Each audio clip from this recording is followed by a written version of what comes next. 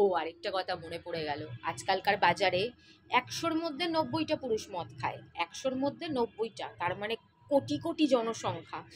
তার মধ্যে ১০টা করে বাদ দিলেও হাজার হাজার মানুষ আছে যারা খায় না, আবার কোটি কোটি মানুষ আছে যারা খায় আজকালকার বাজারে। বিশেষ করে রিক্সাওয়ালা ভাইয়েরা, ঠেলাওয়ালা ভাইয়েরা, ট্যাক্সি চালক ভাইয়েরা, ড্রাইভাররা, তারা তো খানি। তারা যখন বাড়ি যান বাচ্চারা কিন্তু 100% বুঝতে পারে। আমরাও বুঝতে পারতাম ছোটবেলায় যে আমার বাবা খেয়ে এসছে, সেরকম বাচ্চারা বুঝতে পারে। তো বুঝতেই তো পারে, বুঝতেই তো পারে।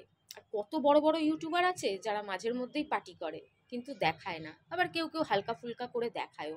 আর আমি বছরে এক আধ দিন খেলে আমার বাচ্চা খারাপ হয়ে যায়। এই তোরা যে সব কমেন্ট করিস, তো তোরাও তো ভালো বাচ্চা না, তো তোদের মা বাবারা কী সব শিক্ষা দিয়েছে? মানুষের কমেন্টে খারাপ জিনিস লেখা, লোককে হেট করা, এই শিক্ষা তোদের মা বাবার? তাহলে লাভ কি হলো? ভালো শিক্ষা কি করে দিল তোদের মা বাবারা? সেই তো খারাপ শিক্ষাই দিয়েছে।